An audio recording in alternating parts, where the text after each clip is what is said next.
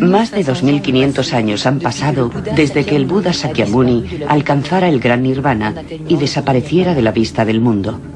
Hoy, la mitad del planeta muestra la influencia de su pensamiento. Buda dijo que cualquiera de nosotros podía llegar a ser Buda. Él decía a sus discípulos: oh discípulos, no aceptéis las cosas porque las ha dicho Buda. Ved las cosas, analizadlas, ponedlas en práctica y entonces aceptadlas.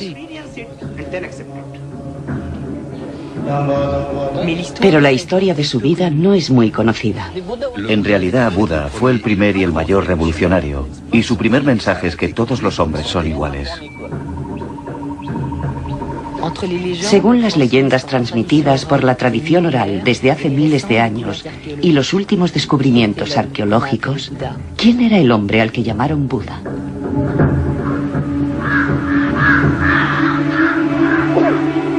La vida de Buda.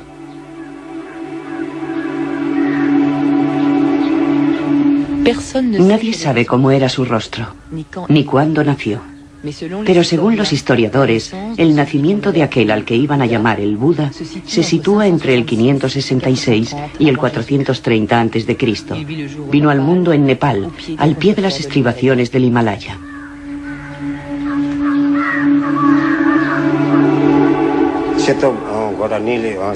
Diez meses antes de que naciera su hijo, la reina Maya Devi tuvo un extraño sueño. Un elefante blanco con 6 colmillos y la cabeza adornada de rojo entró en su seno y se quedó en él como si se incrustase en una piedra preciosa. El rey Suddhodan convocó de inmediato a los adivinos. Estos predijeron que este sueño anunciaba el nacimiento de un maestro extraordinario.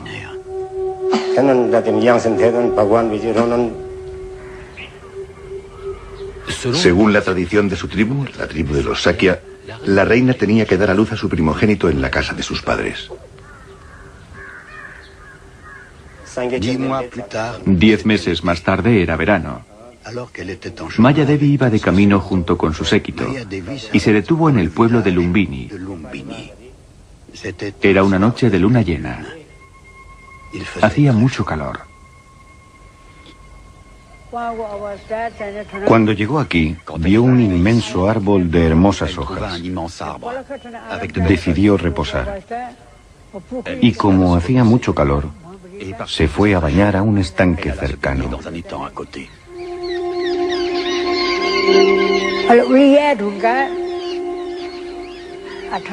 Después de lavarse, salió tranquilamente del agua. No había ningún refugio, ninguna casa. Estaba en la jungla. Entonces Maya Devi sintió un dolor agudo. Eran los primeros dolores del parto. Y entonces nació el príncipe Siddhartha, el señor Buda.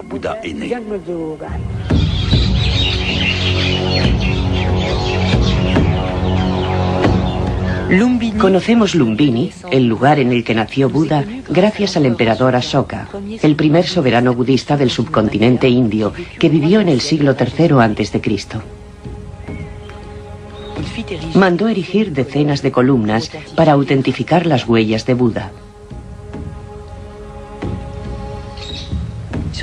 En esta columna de Lumbini se encuentran los restos más antiguos de la escritura monumental de esta zona. Agana agacha mahi ite hida buddha jate sakyamuniti. Esta inscripción cuenta que en el 20º aniversario de su coronación, el emperador Ashoka en persona visitó este lugar porque el Buda Sakyamuni había nacido aquí. Es la única columna que menciona Lumbini Game, precisando que habían reducido los impuestos del pueblo de Lumbini porque Buda había nacido en él. Algunos arqueólogos han descifrado otra parte de la columna. Las inscripciones dicen que en el emplazamiento de Lumbini hay una piedra que marca el lugar exacto del nacimiento de Buda. Unas excavaciones recientes han permitido descubrir dicha piedra.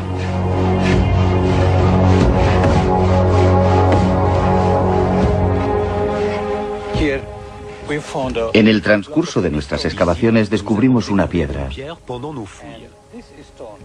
Y dicha piedra precisa el lugar exacto en donde nació Buda. La piedra está colocada encima de una plataforma de 7 capas de ladrillos. Y lo más interesante es que un peregrino chino vio esta piedra en el siglo III después de Cristo. Él dijo que una piedra indicaba el lugar exacto del nacimiento de Buda. Por aquel entonces la gente ya hacía ofrendas de flores y dulces en este lugar.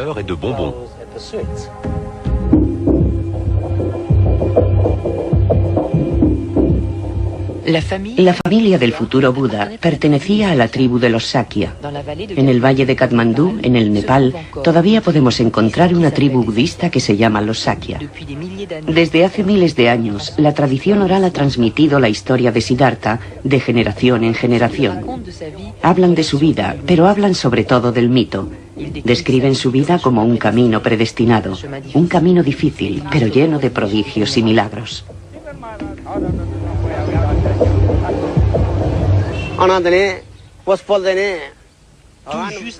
Justo después del nacimiento de Siddhartha ocurrió algo increíble. El recién nacido empezó a andar. Dio 7 pasos. Y cada vez que ponía el pie en el suelo, aparecía una flor de loto. Anduvo de flor en flor. Las flores aparecían espontáneamente. 7 flores de loto.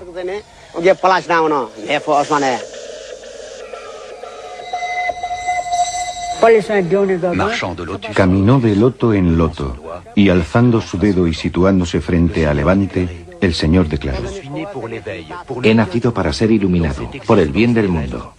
En la existencia terrestre, esta será mi última vida.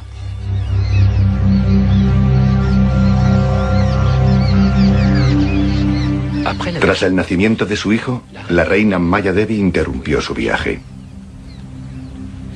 Volvió al palacio de su marido, el rey Suddhodan, y murió 7 días después del nacimiento del príncipe. Entonces, el niño fue confiado a su tía, la reina Gotama.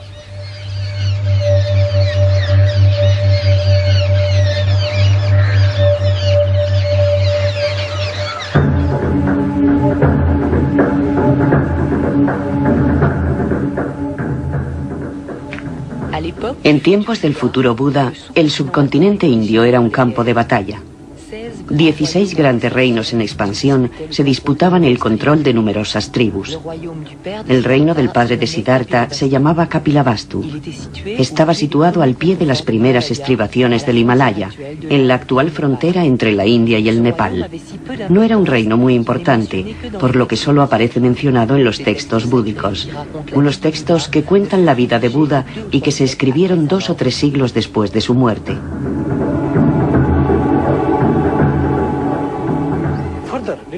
Los textos posteriores citan 10 grandes ciudades en el reino de Kapilavastu. Conocemos sus límites gracias a la literatura búdica. El país tenía 300 kilómetros de diámetro. Algunos eruditos dicen que los Sakya estaban constituidos por 86.000 familias. Y todo indicaba que la capital se encontraba a orillas del río Bhagirathi. Este río se utilizaba como medio de transporte, para el riego, agua potable y para la caza.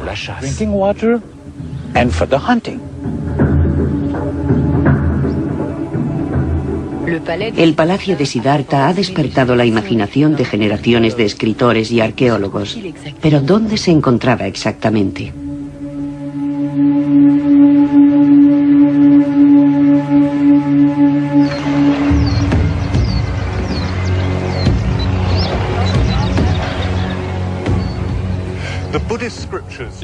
Las escrituras búdicas precisan que la ciudad de Kapilavastu está situada a orillas del río Bhagirathi. Y aquí, como pueden comprobar, las ruinas de Tiraurakot se sitúan a orillas de dicho río. Siguiendo la línea del horizonte se puede ver que los árboles dibujan los límites de las murallas de la ciudad.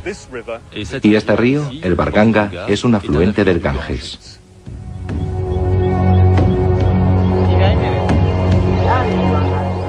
En el siglo V después de Cristo, un peregrino chino, Wen Zheng, buscaba las huellas de la vida de Buda y encontró en Tiraurakot las ruinas de una ciudad fortificada, a la que identificó como la ciudad mítica de Kapilavastu. Detalló con precisión su situación geográfica, a 27 kilómetros de Lumbini, el lugar en el que nació Siddhartha. Las excavaciones arqueológicas bajo la égida de la UNESCO han permitido situar este lugar en el primer milenio antes de nuestra era.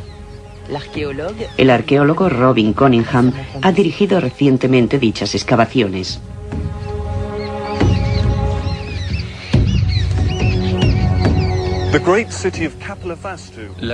La gran ciudad de Kapilavastu era la capital de la tribu de los Sakya. Y en esta capital fue donde se educó Buda. Aquí creció como príncipe.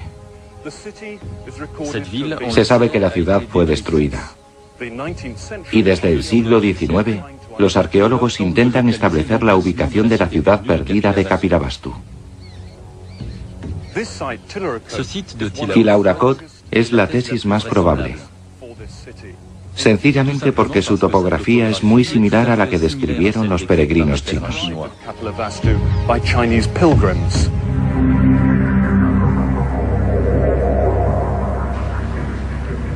Los textos sagrados son la principal fuente para precisar la historia de Buda.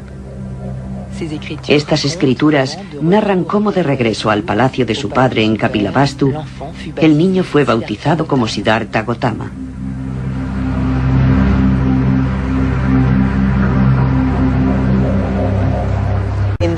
En la tradición india, cuando se bautiza a un niño se realiza una ceremonia. Como este niño tenía un horóscopo magnífico, le dieron el nombre de Siddhartha, que significa aquel que se realiza en la verdad.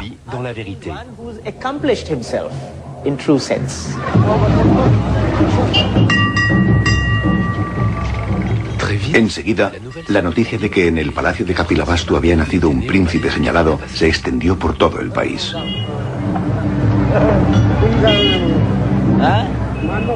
Como manda la tradición, un adivino acudió a rendir culto al niño.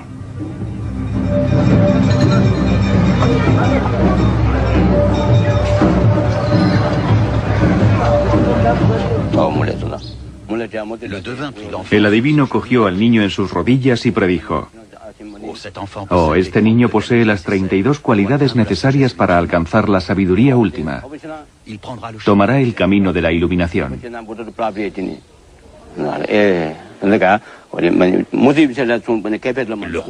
Al rey le tranquilizó saber que su hijo tendría una larga vida, pero pensó: «Es mi único hijo. Si decide dedicarse a la religión y abandona el palacio, ¿quién me sucederá?».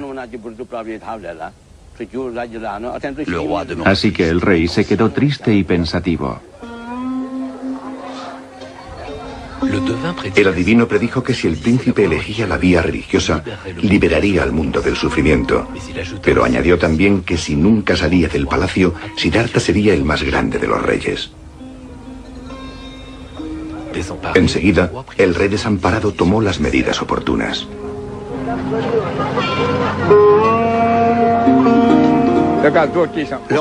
El rey mandó agrandar los muros para que su hijo no pudiera salir del palacio. Mandó obras y comprobó que nadie pudiera pasar por encima de los muros. Uno lo consiguió, y después otro. Así que al final el rey mandó construir una muralla inmensa e inexpugnable. Una de las puertas necesitaba la fuerza de 16 hombres para abrirse.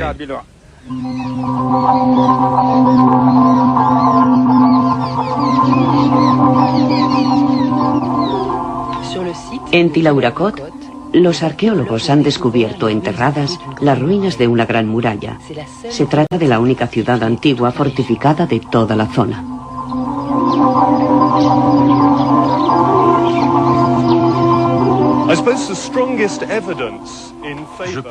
Pienso que la mejor prueba de que Tilaurakot es la ciudad de Kapilavastu son los restos de imponentes fortificaciones sobre los que me encuentro. Sabemos que en el siglo V después de Cristo los peregrinos chinos encontraron aquí una ciudad importante, una ciudad fortificada. La mayoría de las ruinas que hemos encontrado aquí se acercan mucho a esta descripción. Hay restos de una gran muralla fortificada de unos 8 metros de ancho, y es una fortificación antigua.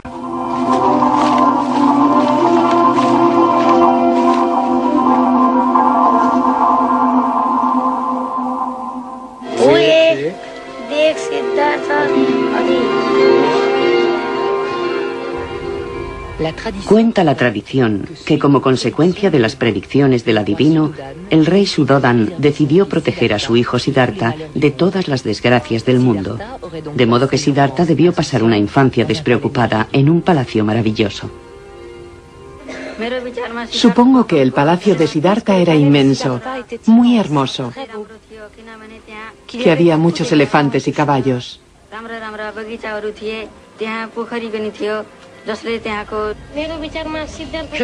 Yo creo que el palacio de Siddhartha tenía que ser magnífico. Los templos del palacio debían ser impresionantes.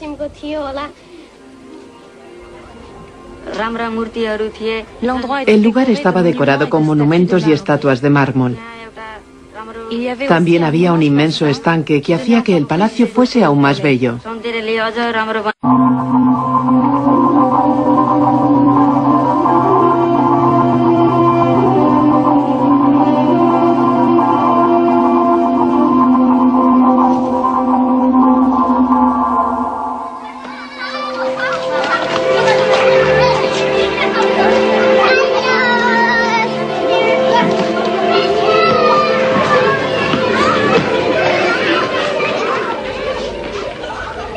La existencia de la escritura en esta zona del mundo en aquella época no está probada.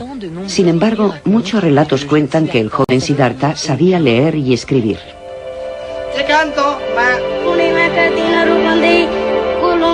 Siendo niño, ya hablaba varias lenguas. Despertaba la admiración de sus profesores.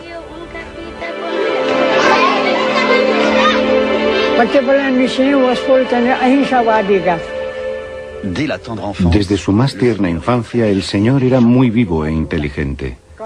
Era un niño tranquilo que rechazaba los enfrentamientos y las peleas. Era todo amor, amabilidad y compasión, unas cualidades que mostró desde muy temprano. Creía en la tolerancia.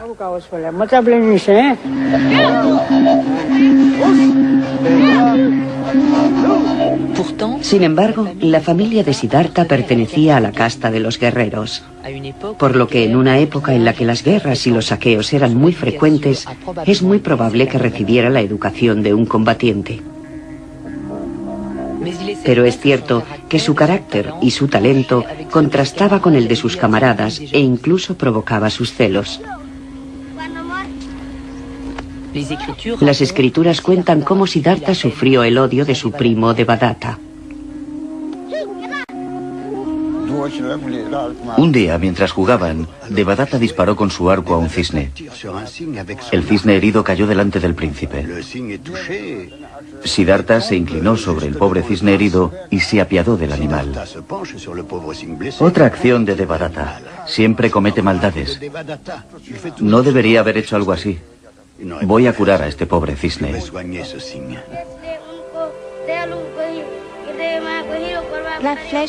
La flecha hizo caer al cisne. Siddhartha se precipitó sobre él.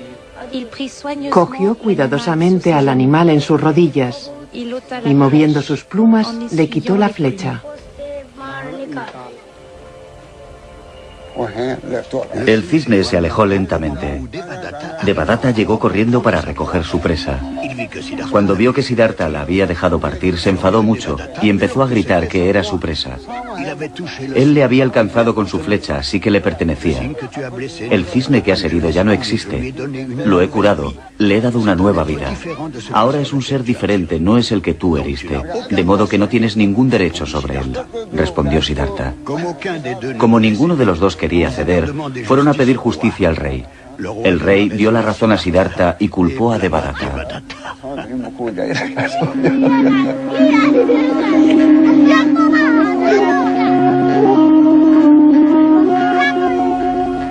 En este cuento simbólico del cisne se encuentra el germen del concepto de la no violencia.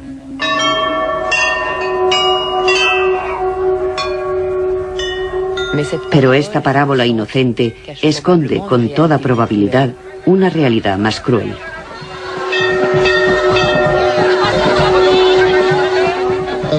Cabe pensar que Siddhartha pudo haber sido testigo en su época de muchos sacrificios rituales cuya práctica era corriente.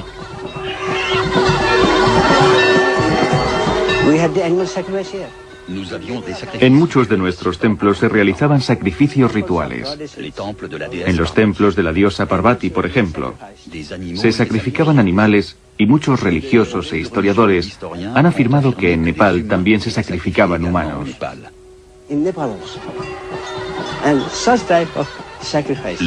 El señor Buda debió pensar que este tipo de sacrificios eran muy crueles.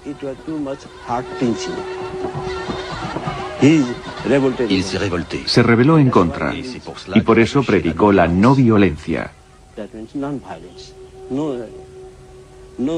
rechazando cualquier sacrificio de seres vivos.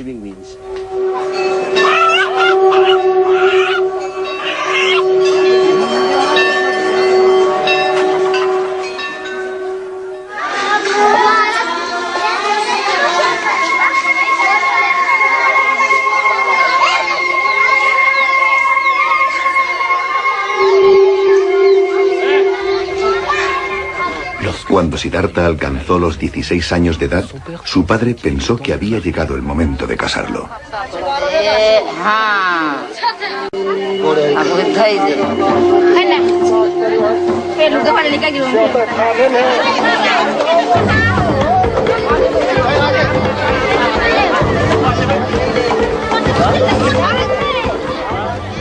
Entonces el rey Suddhodan envió a sus hombres y convocó a todas las jóvenes del reino y de los reinos vecinos para ser presentadas al príncipe. Prometió un regalo a cada una de ellas.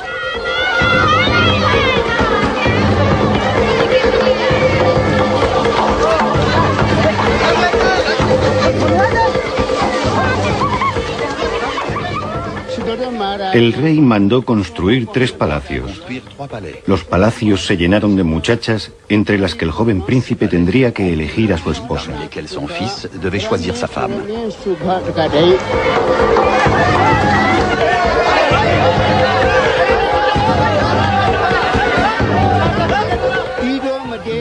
En cada palacio había 4000 jóvenes. Siddhartha dio un regalo a cada una, pero ninguna de ellas consiguió conquistarle.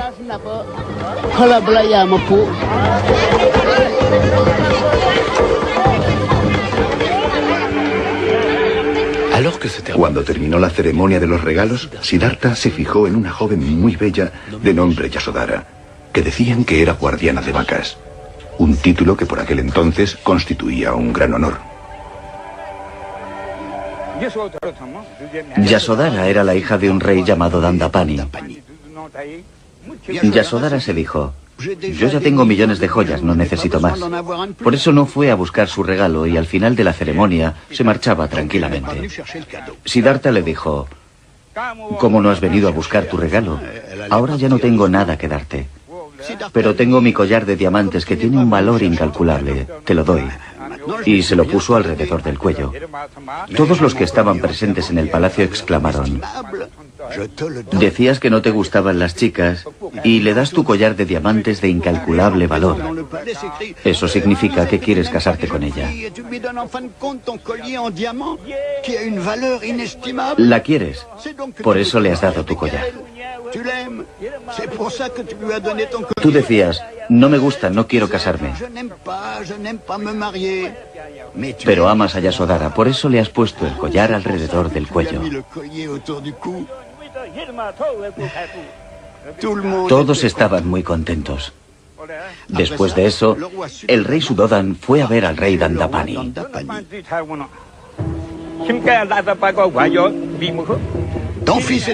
Tu hijo es un inútil. No te doy a mi hija. Mi hija es sabia. Es una de las jóvenes más inteligentes del mundo. No como tu hijo, que se dedica a la meditación y no hace nada. Que hace regalos a los demás. No es como tú, que haces la guerra y te enriqueces a costa de los otros. Tu hijo no sabe ni montar a caballo, ni tirar con el arco. No sabe hacer nada. Para demostrar sus habilidades a su futuro suegro, Siddhartha pidió a su padre que organizase un torneo.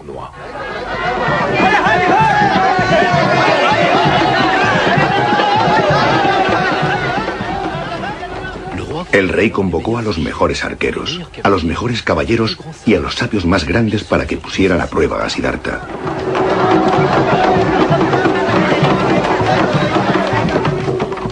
Entonces Siddhartha les lanzó un desafío. Yo me coloco en medio de vosotros cuatro, que sois los mejores arqueros. Vosotros os colocáis cada uno en una esquina. Disparadme cada uno 15.000 flechas. Los 4 arqueros empezaron a lanzar flechas desde las 4 esquinas. Ninguna de las 60.000 flechas consiguió alcanzarle. Ni un rasguño. Ya no nos quedan flechas. Nadie ha conseguido darle. Ninguno de los 4 mejores arqueros consiguió alcanzarle.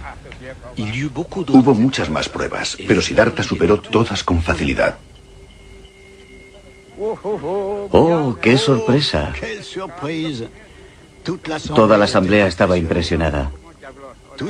Ha ganado todas las pruebas. Entonces el rey Dandapani fue hacia Siddhartha y le dijo: mi príncipe, perdóname, te he maltratado. Me inclino ante ti porque has vencido a todos. Te concedo a mi hija.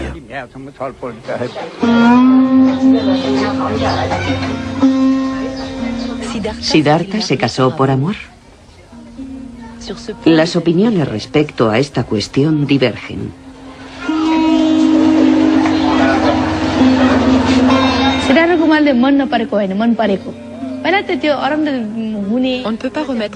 No podemos cuestionarnos el amor que sentía Siddhartha por su futura esposa. Él la amaba. El matrimonio es una experiencia. Se casó porque consideraba que dicha experiencia era necesaria y lo hizo por amor. Es cierto, Siddhartha siempre experimentó las cosas, fuese lo que fuese, para luego poderlas explicar mejor a los demás. Explicarles cómo se puede amar en el matrimonio.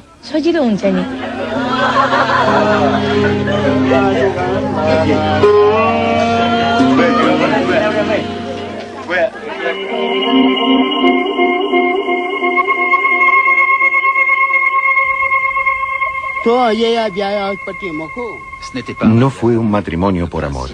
El príncipe Siddhartha no tenía edad para ello. Pero le casaron contra su voluntad para que no abandonase el palacio. Cuando el príncipe era pequeño, decía que quería irse del palacio. Por eso, el rey lo casó pronto, porque de este modo no se marcharía del palacio. Estaría ocupado con su esposa.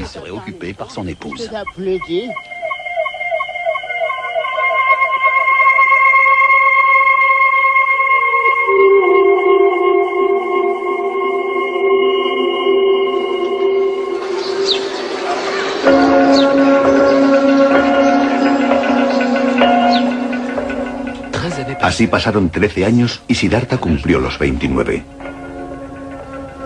Respetando las órdenes del rey, el príncipe nunca había salido del palacio. Vivía despreocupado, rodeado de placeres, pero esta existencia real no le satisfacía. Como se sentía prisionero, Siddhartha le pidió permiso a su padre para salir del recinto. Pese a las predicciones del adivino, el rey se lo concedió.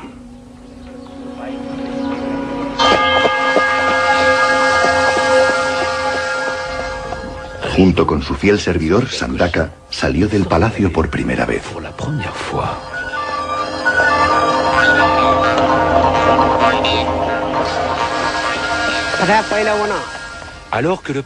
El príncipe emprendió el camino y de repente vio a un hombre enfermo, delgado, pálido, temblando, que murmuraba palabras de desesperación incoherentes. El príncipe vio que aquel hombre estaba entre la vida y la muerte. ¿Quién es este hombre?, preguntó el príncipe. Oh, es un hombre enfermo. La enfermedad ha acabado con sus fuerzas. Es un proceso normal. ¿A nosotros también nos puede afectar? No podemos afirmarlo con seguridad, pero él está enfermo y a nosotros también nos podría suceder. El príncipe, conmovido, le pidió que se marchasen.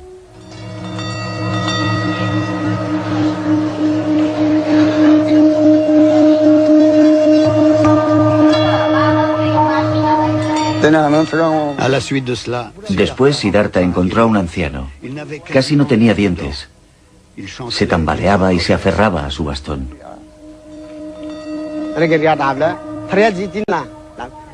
¿Nos pasará a todos o es una desgracia que le ha tocado a él? Nos pasará a todos nosotros, mi príncipe. Envejecemos desde que nacemos y algún día todos acabaremos así. Al escuchar estas palabras, el príncipe se dijo: este mundo es efímero, y prosiguieron el camino.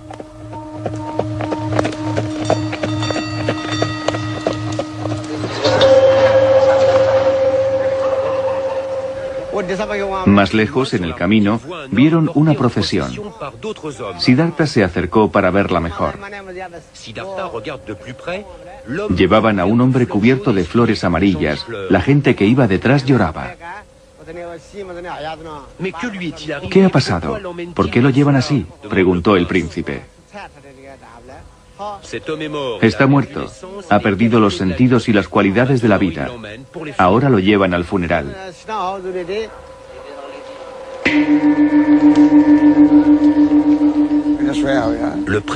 El príncipe dijo: no me gusta, volvamos a casa.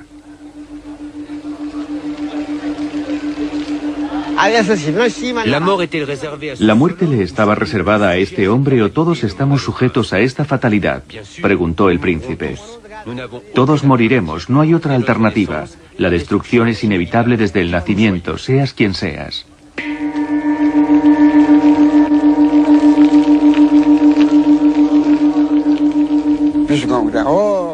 Entonces vieron a un asceta.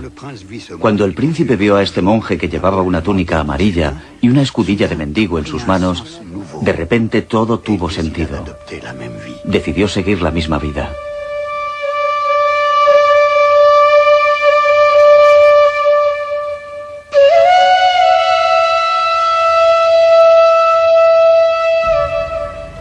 La totalidad de los textos búdicos cuentan que estas 4 visiones turbaron a Siddhartha. Tomó conciencia de la inmensidad del sufrimiento humano y de la futilidad de la existencia real. A partir de ese momento, no cesará en buscar una solución al dolor de la condición humana.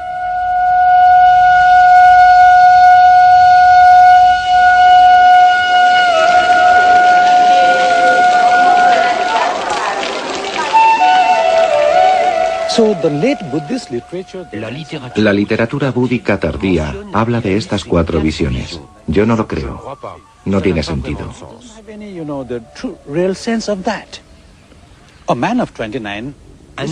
Un hombre de 29 años debería saber que envejecemos, que te puedes poner enfermo y que morimos.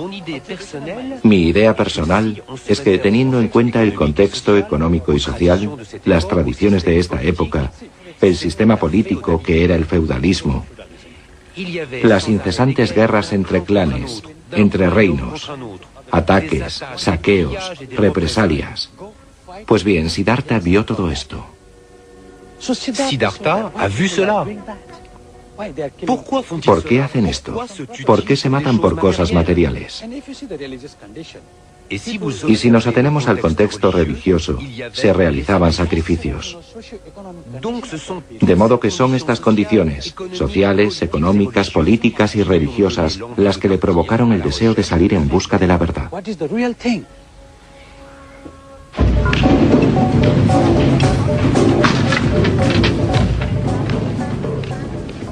A Siddhartha no le gustaba la sociedad en la que vivía. También estaba en contra del sistema de castas, un modelo de sociedad que se practica desde hace miles de años. Un sistema que hace que un sin casta, un paria, no pueda tener el mínimo contacto físico con un miembro de una casta superior. Se ve relegado a los trabajos más viles.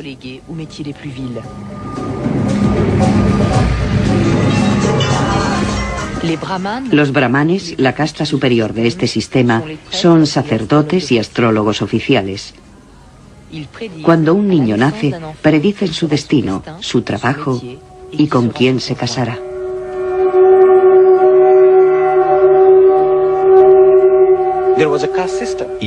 Había un sistema de castas. Una de ellas era la de los brahmanes. No hacían nada, pero tenían una vida maravillosa. Seguro que Siddhartha lo vio y se dijo: todas las lágrimas son saladas. La sangre siempre es roja. Entonces, ¿por qué unos son brahmanes y otros parias? Pensó que todos los hombres eran iguales.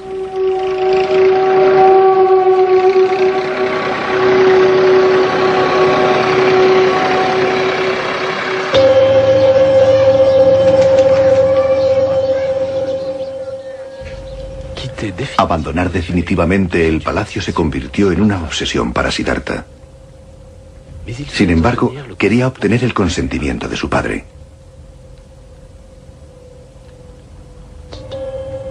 Una noche, el príncipe decidió hablar con él.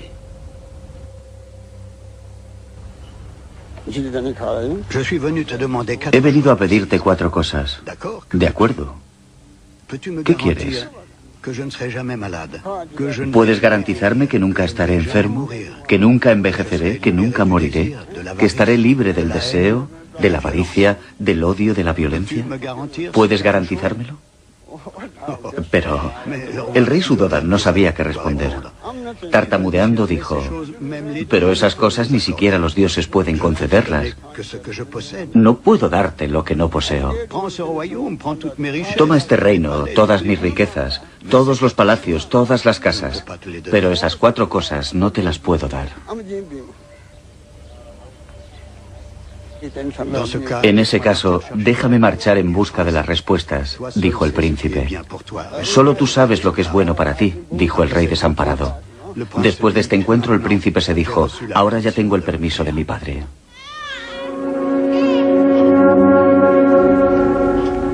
Un acontecimiento precipitó su decisión.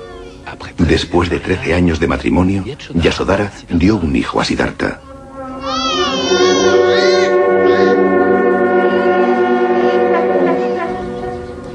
Nació durante un eclipse de luna. Curiosamente, le llamaron Rahul, nombre que significa traba o obstáculo. En el palacio hubo grandes celebraciones para festejar el nacimiento.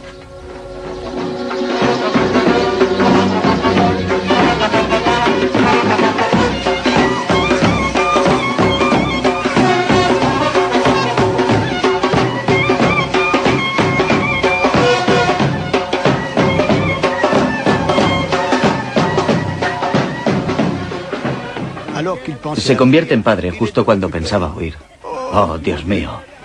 Como se llama Rahu, mi hijo tiene el poder de paralizar el sol y la luna. Mi hijo es un Rahu y ahora me retiene aquí. Su nombre era Rahu, por eso lo cambiaron a Rahul. No es bueno, Rahul no me dejará. Ahora no puedo seguir aquí.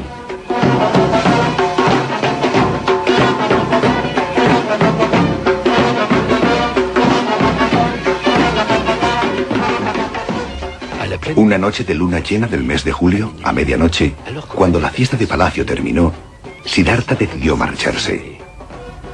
Yasodhara dormía al lado de su hijo. Siddhartha abrió la puerta de la habitación para ver por última vez a su hijo Rahul. Se marchó con su fiel servidor Sandaka y con su caballo Kantak. Al alba llegaron al río que estaba en la frontera del reino de Kapilavastu. Allí se despidió de ellos.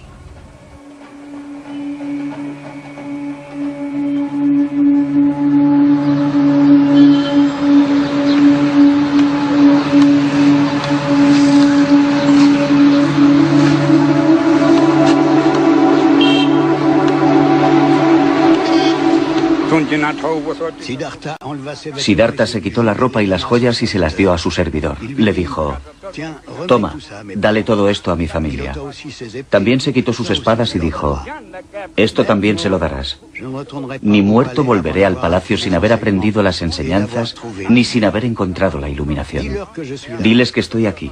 Díselo a mi familia y a todo el mundo.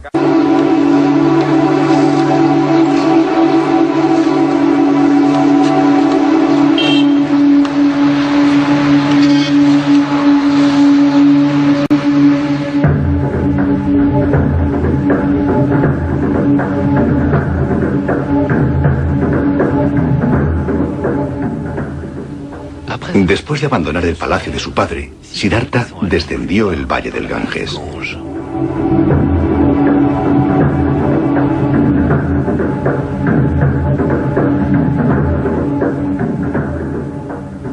Iba en busca de las respuestas al sufrimiento universal.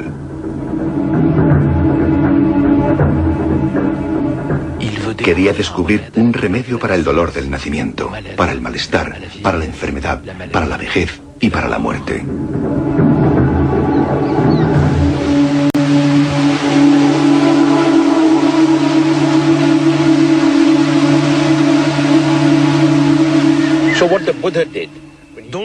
Así que Buda decidió renunciar a su familia y buscar su camino.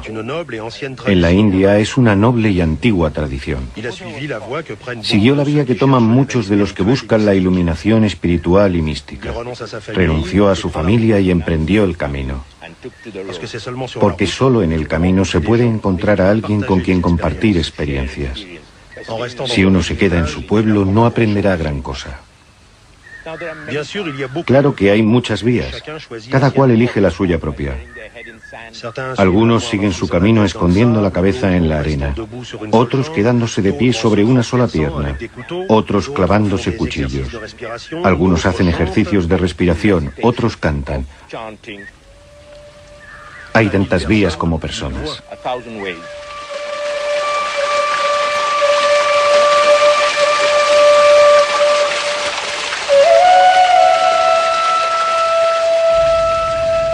Siddhartha fue en busca de un maestro religioso, un gurú, para ayudarle en su conquista espiritual.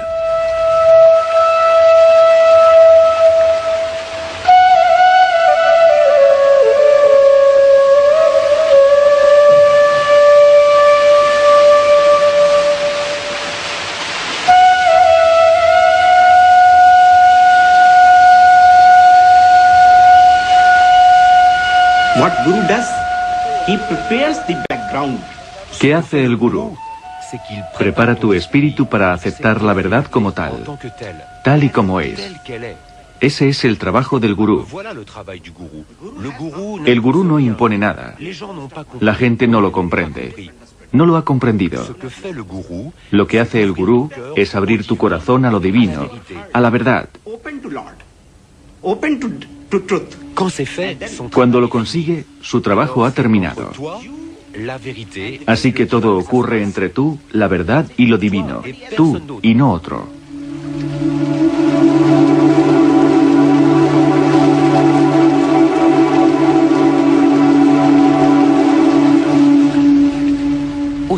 En el siglo V a.C., en este rincón del mundo, se desarrollaban nuevas corrientes del pensamiento en reacción al orden religioso brahmánico dominante. Muchos pensadores, algunos de ellos ateos, empezaron a rechazar este sistema que concedía todo el poder espiritual y la riqueza a los sacerdotes brahmanes. Estos nuevos sabios renunciaban a su familia, a su riqueza, para ir en busca del despertar espiritual.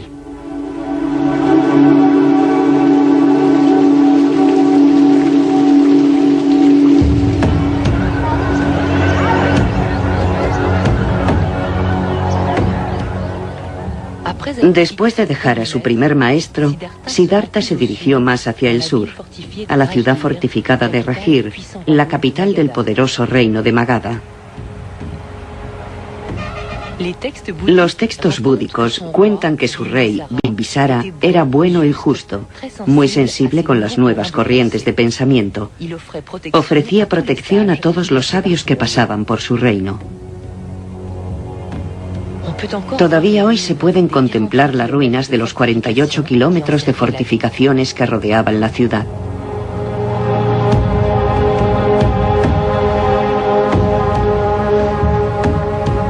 A Siddhartha le gustaba meditar en el pico del buitre.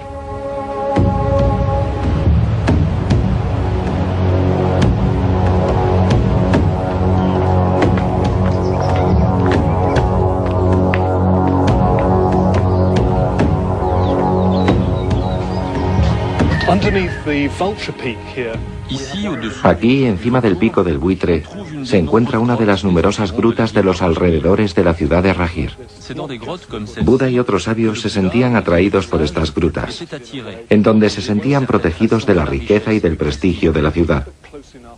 Pero al mismo tiempo estaban lo suficientemente cerca para poder recibir comida y donaciones. Y estas grutas todavía hoy desempeñan un importante papel para los peregrinos.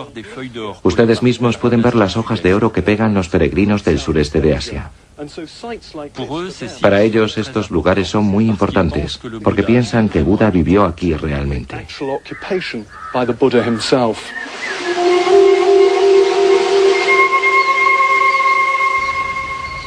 Las escrituras búdicas dicen que Siddhartha impresionó tanto al rey Bimbisara que éste le ofreció su protección.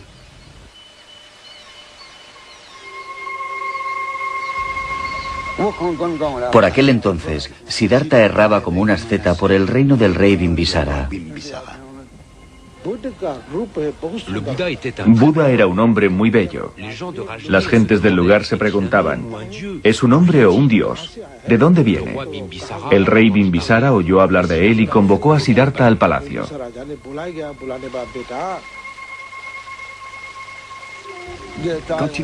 Cuando lo vio, el rey Bimbisara se quedó estupefacto. Nadie diría que necesita ganarse la vida mendigando. Era tan noble que pensó, solo tengo una hija. Sería maravilloso si pudiera convencer a este hombre para que se casase con ella.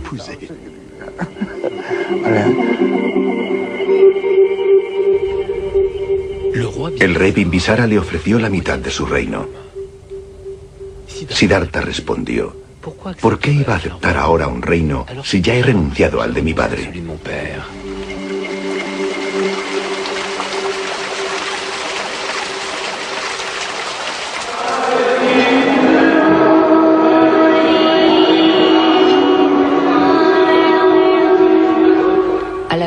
Por aquel entonces, en Rajir, se encontraba un famoso maestro, Mahavira Jina, que significa gran jefe conquistador. Era el fundador de la rigurosa religión jainí. Mahavira consideraba que hacer el mal nos envenenaba. Él profesaba la no violencia absoluta, incluso hacia los animales. Hasta llegó a recomendar a sus discípulos que se colocasen mascarillas para no tragar insectos.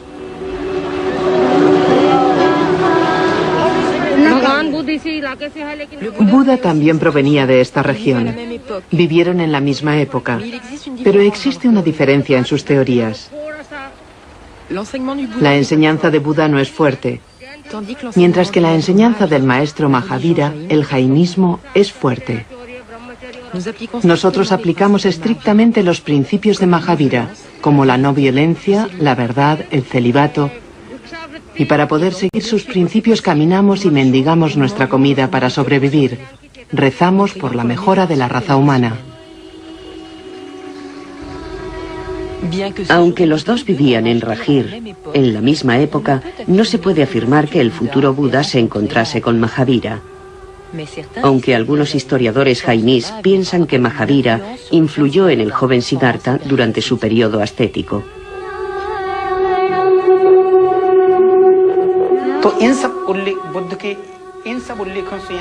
Al leer los relatos búdicos, está claro que recogerse el cabello, ir desnudo, mendigar y ayunar son puntos esenciales de la religión jainí.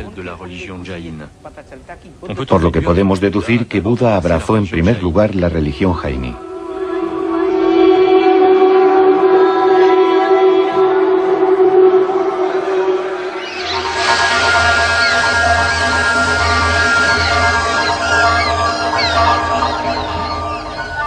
Sea como fuere, las escrituras precisan que en total estudió con 6 maestros espirituales diferentes. Ninguna de sus doctrinas respondía a las cuestiones que él se planteaba.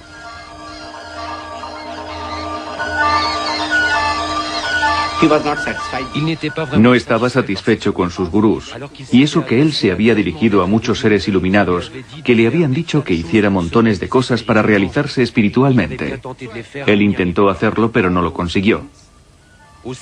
Así que abandonó todo esto y se quedó solo, abriendo su corazón y su espíritu para descubrir la verdad por sí mismo.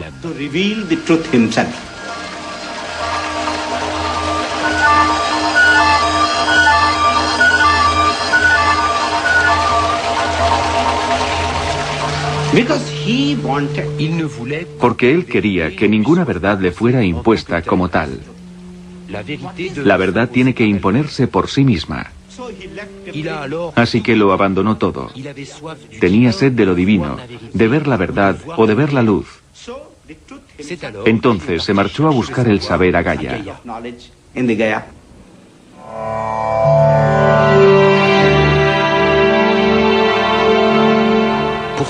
Prosiguiendo con su viaje en busca de la verdad, encontró a 5 compañeros. Recorrió con ellos el valle del Ganges. Cuenta la leyenda que los campesinos les daban de comer. Para proteger su meditación, extendían brasas para alejar a las serpientes.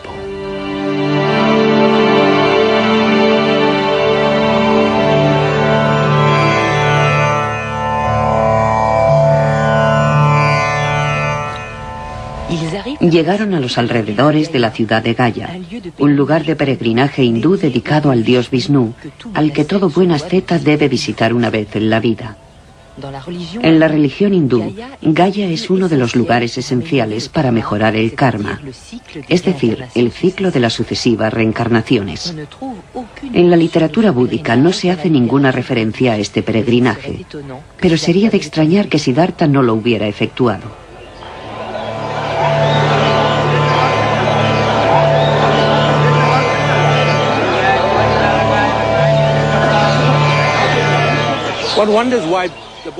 Cabe preguntarse por qué Buda vino por aquí.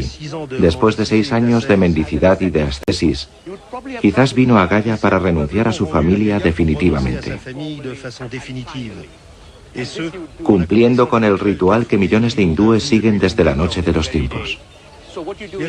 Los ritos que se realizan aquí permiten absolver a los antepasados de su karma. Si te ocupas de tus antepasados, suben allá arriba, al paraíso. Entonces puedes avanzar porque ya no formas parte del ciclo de la vida y de la muerte.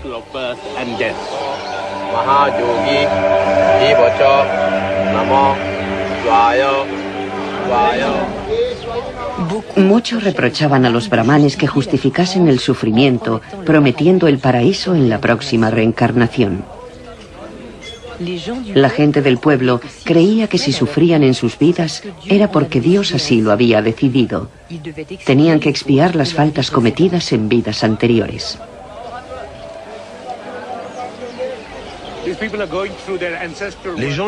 Aquí las gentes veneran a sus antepasados. Santifican el karma residual de sus antepasados para que no renazcan bajo la forma de gatos, de perros o de pájaros.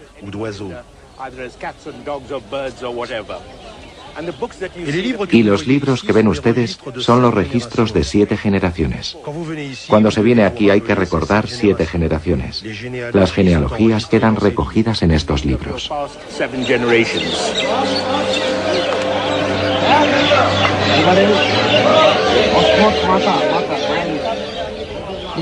En la época de Siddhartha, los brahmanes ya controlaban el peregrinaje.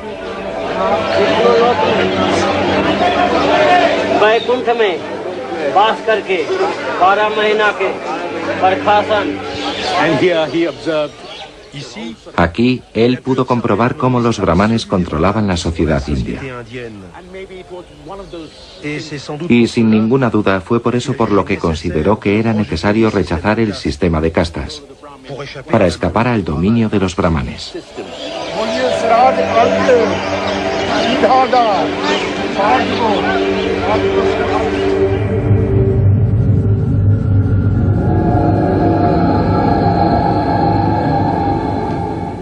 Las escrituras búdicas precisan que fue en esta época cuando abandonó todas las religiones tradicionales. En vez de buscar la salvación a través de Dios, decidió buscar su propia vía por sí mismo, en sí mismo. Inició un periodo intenso de meditación y mortificación.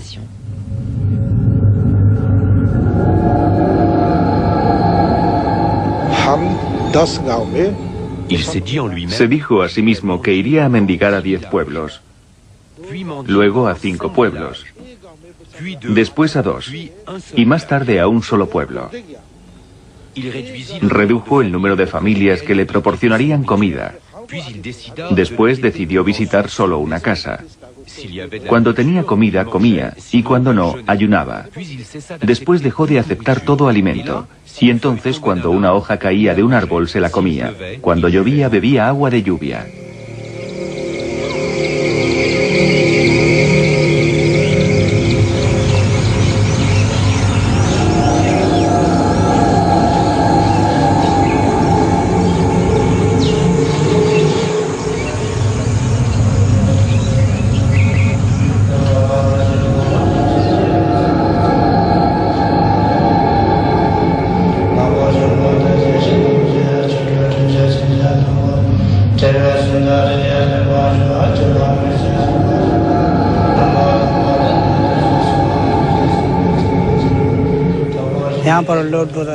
En esta gruta, Siddhartha meditó durante mucho tiempo sin beber ni comer, o casi. Cada día bebía un vaso de agua y comía un pedazo de pan y un grano de arroz.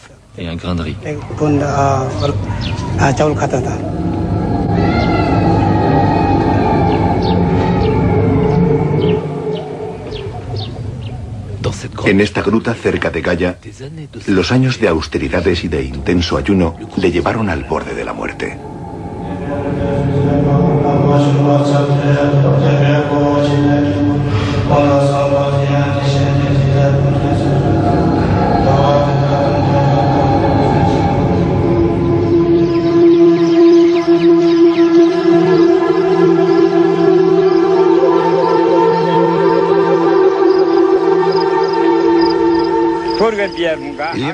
Había una joven que se llamaba Sujata.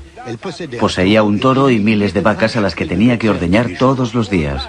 Las llevaba a la pradera a pastar. Sujata procedía de una familia muy rica.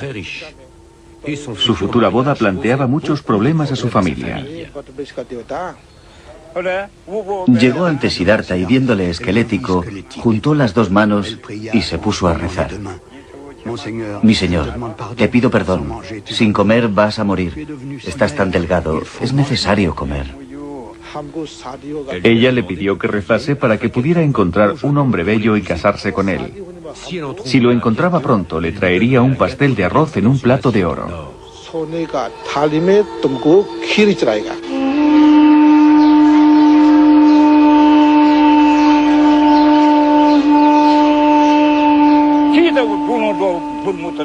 Hirvió leche con miel y arroz y se la llevó a Siddhartha.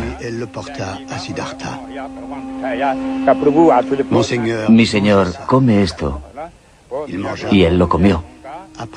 Cuando terminó de comer, ella le dijo: mi señor, es necesario comer todos los días.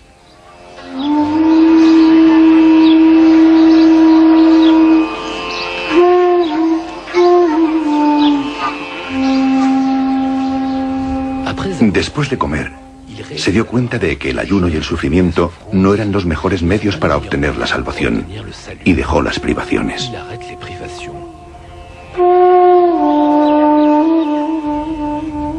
Sus 5 compañeros, pensando que había renunciado a su búsqueda espiritual, le abandonaron con desprecio, sin comprender a dónde quería ir a parar Siddhartha.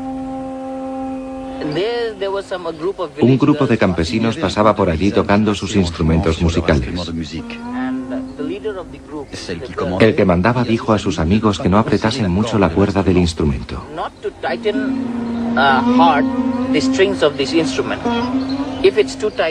Si está demasiado tensa, se rompe. Y si está demasiado suelta, la música no es buena. Y Siddhartha tomó aquello como una enseñanza importante, la enseñanza de la vía del medio.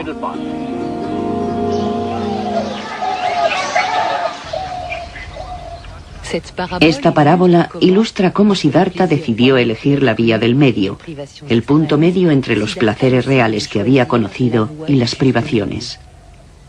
Uno de los fundamentos de la doctrina budista es rechazar los extremos.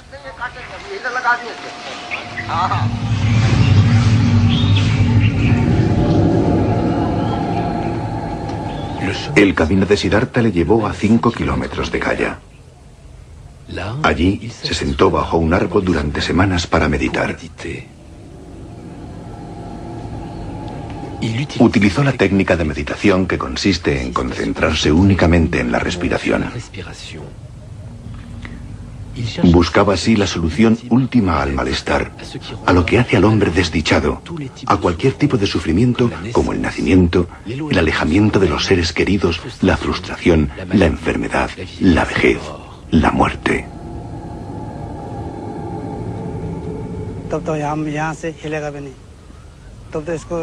Y los demonios hicieron cuanto pudieron para interrumpir su meditación.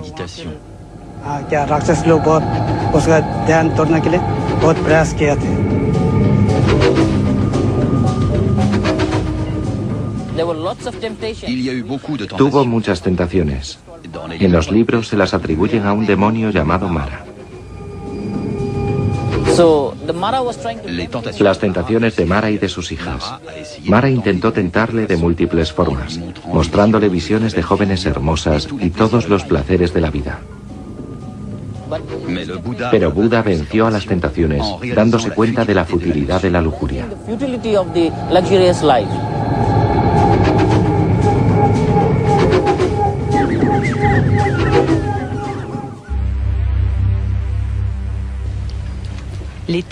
Los textos sagrados cuentan que después de 40 días, durante la primera vigilia abandonó su cuerpo. Redescubrió sus vidas anteriores. 1 vida, 2 vidas, 100 vidas, 1000 vidas. Durante la segunda vigilia, comprendió el ciclo de la existencia, la ley de la causa y el efecto, el movimiento del karma. La tercera vigilia destruyó en él los 4 pecados del espíritu: el deseo sensual, el apego material, los falsos conceptos y la ignorancia. Una noche de luna llena, a los 35 años de edad, alcanzó el despertar, la iluminación, el conocimiento supremo, el nirvana. Encontró la solución sentado bajo el árbol Bodhi. Allí se liberó totalmente del sufrimiento.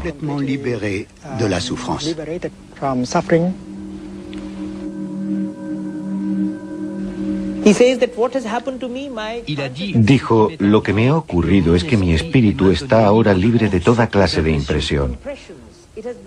Ahora es libre, ha alcanzado la pureza. Se ha liberado de las impurezas que nos obligan a renacer de vida en vida. En cuanto hay un cese completo del deseo, un cese completo de lo que podríamos llamar la protección mental, cualquier persona se convierte en un iluminado. Cuando Buda se convirtió en Buda, alcanzó la iluminación. Es como una llama que se apaga. Cuando una llama se apaga, ¿a dónde va? No se sabe si va hacia arriba, hacia abajo, a la derecha o a la izquierda. Ya no está apagada. Pues la iluminación es como una llama que se apaga. Por eso le llamamos nirvana. Vana en pali significa deseo. Es como la extinción del deseo, como el cese completo del deseo, completo. ¿A dónde va la llama?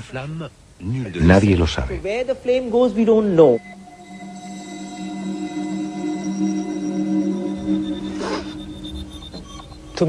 Con la meditación profunda, se descubre que hasta las ideas como ser o no ser, el nacimiento y la muerte, venir o marchar, son falsas ideas.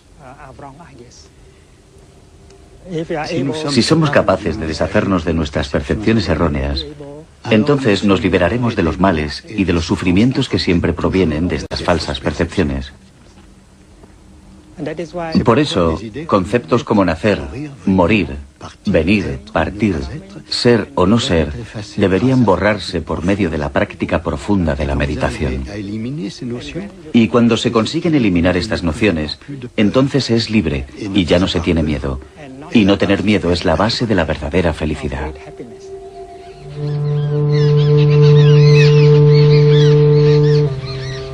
Cuando Siddhartha Gautama por fin alcanzó las respuestas al sufrimiento universal, se convirtió en Buda, que significa el iluminado, el que tiene el conocimiento.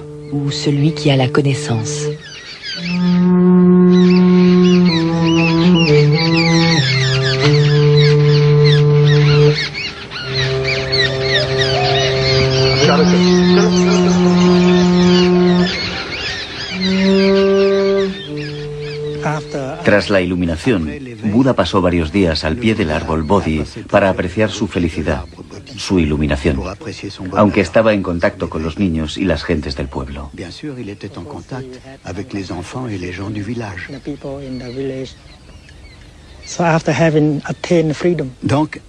Después de conseguir la libertad y el bienestar, Buda quiso salir en busca de sus 5 compañeros para ayudarles a alcanzar lo que él ya había alcanzado.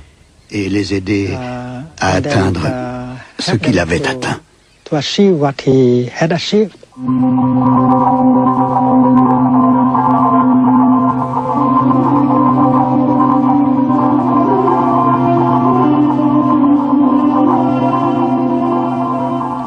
Tras la iluminación, Buda decidió compartir lo que había descubierto.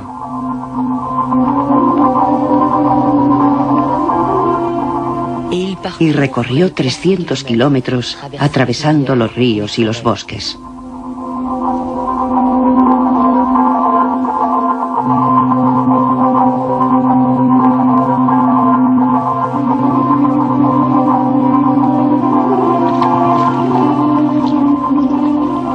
Llegó a la ciudad sagrada de Kashi, que hoy se llama Benarés o Varanasi.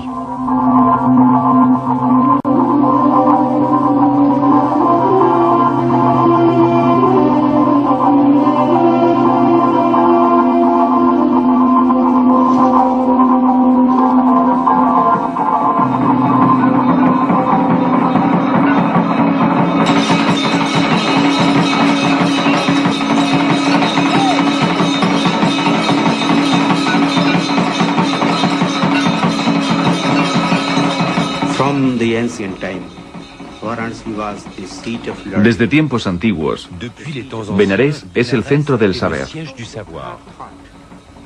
Por ello Buda pensó, allí podría encontrar auténticos monjes, auténticos buscadores con sed de la verdad o de lo divino.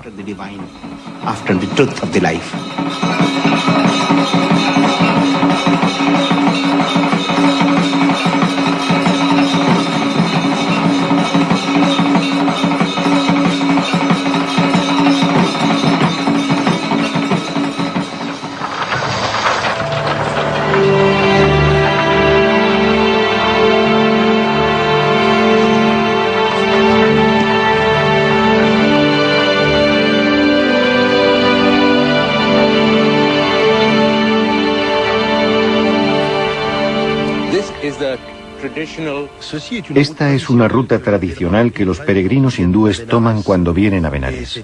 Es un peregrinaje esencial. Es conocido como el Pan Kosh, que significa la distancia de 10 millas. Los peregrinos de la antigüedad y los de hoy también van de un jardín sagrado a otro. Hay 14 paradas, y en cada una de ellas hay pozos de aguas sagradas que tienen virtudes terapéuticas. Por eso la gente viene aquí y se encuentra con ascetas que comparten su filosofía, sus experiencias, hablan de los gurús que han conocido, de su yoga o de sus prácticas místicas.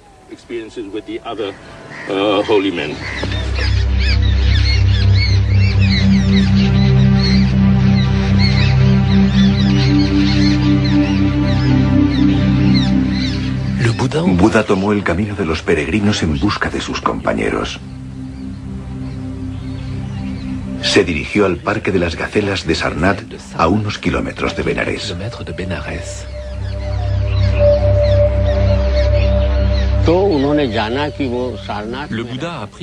Buda se enteró de que sus compañeros vivían en Sarnath, en el Parque de las Gacelas.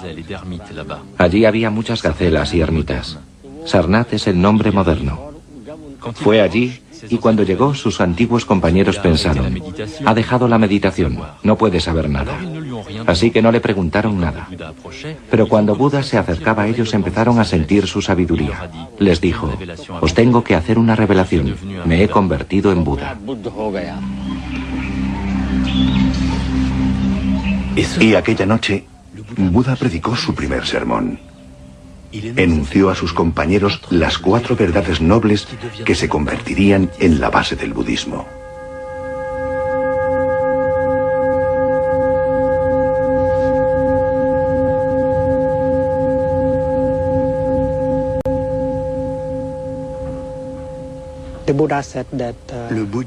Buda dijo que el malestar, el sufrimiento existen.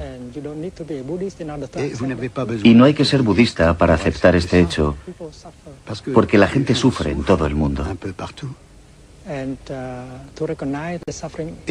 Reconocer que el sufrimiento existe es muy importante.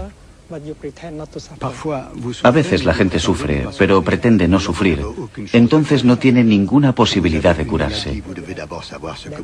Cuando tenemos una enfermedad, primero hay que saber lo que se tiene para tener la esperanza de la curación. Por ello hay que aceptar que el sufrimiento existe en nuestras casas, en nuestras familias, en la iglesia, en la sociedad. Esa es la primera etapa.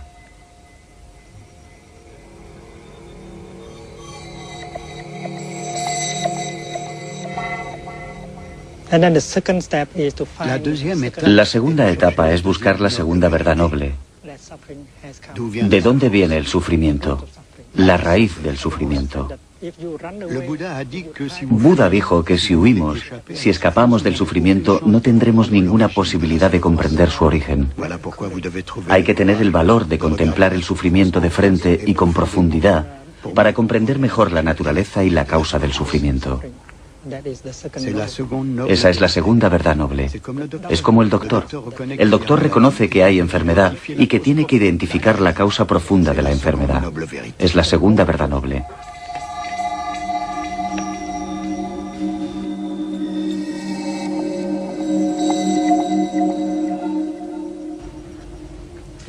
El doctor dice, esta enfermedad puede curarse. Es la confirmación de que el sufrimiento puede detenerse, transformarse. Es la tercera verdad.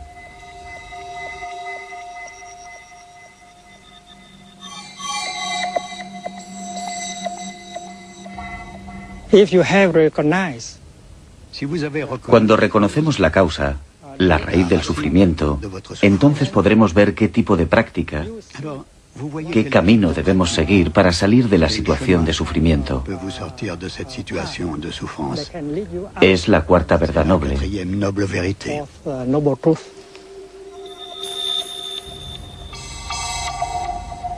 Buda propone seguir un camino que lleve al nirvana, compuesto por reglas sencillas y pragmáticas. La práctica es la que nos permite entrar en contacto con las maravillas de la vida, la que nos conduce a la felicidad, al bienestar en nuestra situación. Porque el cese del sufrimiento significa el principio de la manifestación de felicidad. Tras el sermón de Sarnath, sus 5 compañeros quedaron maravillados y le pidieron a Buda que les aceptase como discípulos. Así es como surgió la primera comunidad monástica budista, la Sangha.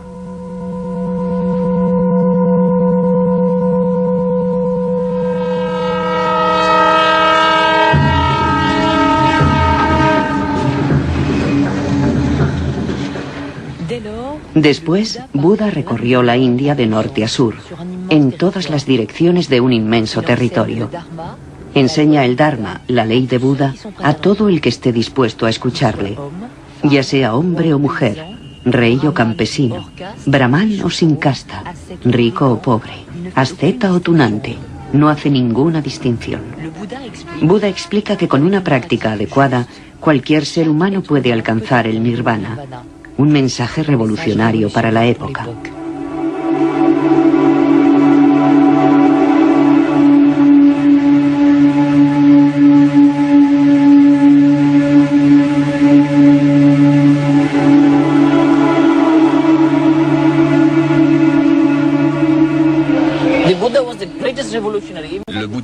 De hecho, Buda fue el primer revolucionario, y el primer mensaje de su iluminación es que todos los hombres nacen iguales. Nadie está ni por encima ni por debajo. Y si tenemos que decidir quién está encima o debajo, que sea por sus acciones o por su trabajo. El que hace el bien es un hombre noble. El que hace el malo es vulgar, se considera como bajo. Ese es su concepto, ese es su mensaje. Las personas de aquella época que sufrían el sistema de castas querían un cambio social, que se les considerase a todos por igual.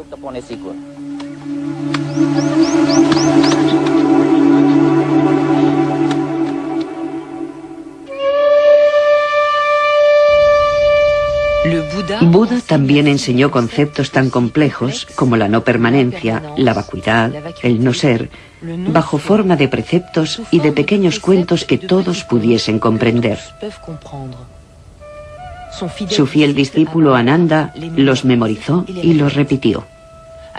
El pensamiento de Buda nos ha llegado por la tradición oral, ya que en aquella época la escritura estaba muy poco extendida. Utilizaba un lenguaje accesible a todos, al contrario que los brahmanes. Utilizaba el Pali, el lenguaje hablado, el lenguaje común. Su objetivo era comunicar directamente con la gente del pueblo. Quería hablar directamente con las clases más bajas de la sociedad.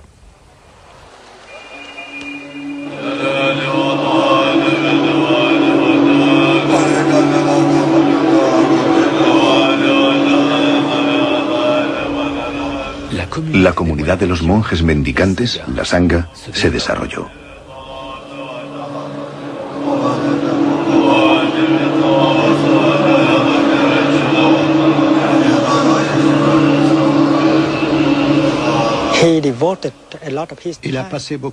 Tardó mucho tiempo en construir la Sangha. Para Buda la Sangha era lo que un instrumento es para un músico.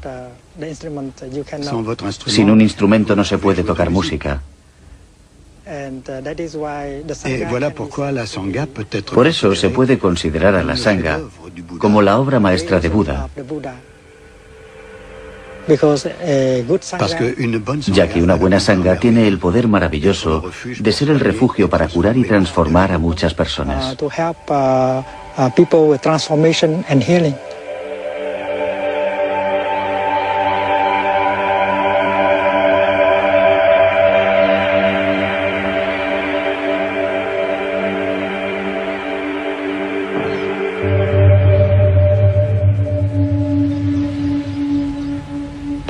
Buda enseñó su doctrina, la ley del Dharma, durante más de 40 años.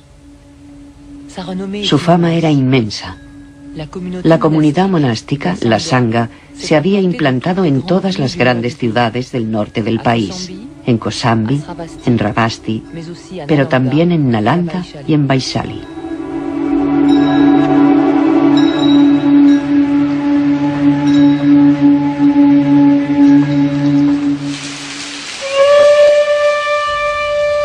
A los 80 años, durante la retirada de la estación de las lluvias, en la ciudad de Vaishali, Buda cayó enfermo. Entonces enunció su última enseñanza para comprender el budismo, el sermón sobre el nirvana. Explicó a sus discípulos cómo comprender la muerte.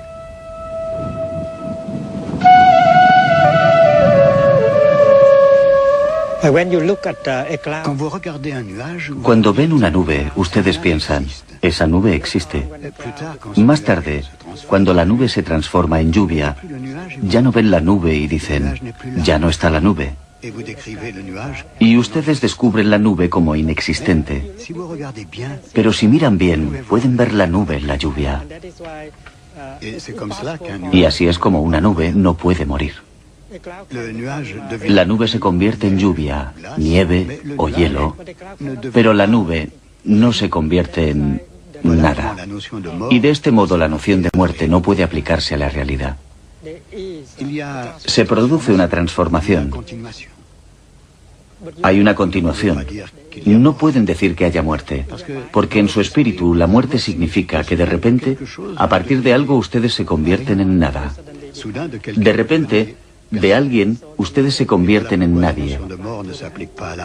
Y por eso la noción de muerte no se aplica a la realidad, ya sea en el caso de una nube o de una persona.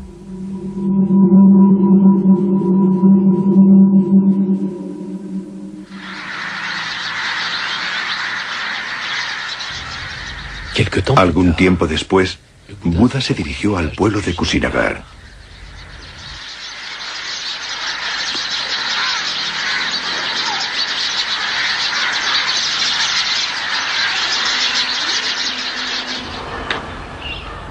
Aquella noche, Buda sufrió violentos dolores de tripa. Sintió que la muerte se aproximaba. Entonces convocó a su discípulo más cercano, Ananda, para dictarle sus últimas voluntades.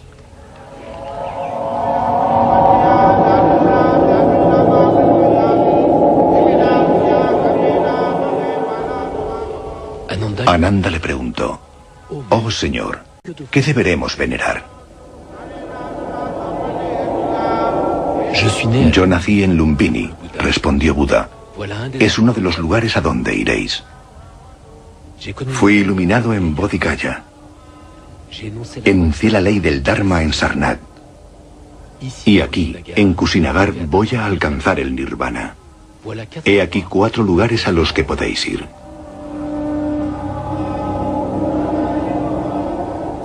Y después dijo sus últimas palabras. La degradación y la muerte son inherentes a todos los seres, pero cada cual puede obtener el derecho a evadirse de ellas. No dejéis de luchar. Buda murió una noche de luna llena y alcanzó el Mahabara Nirvana.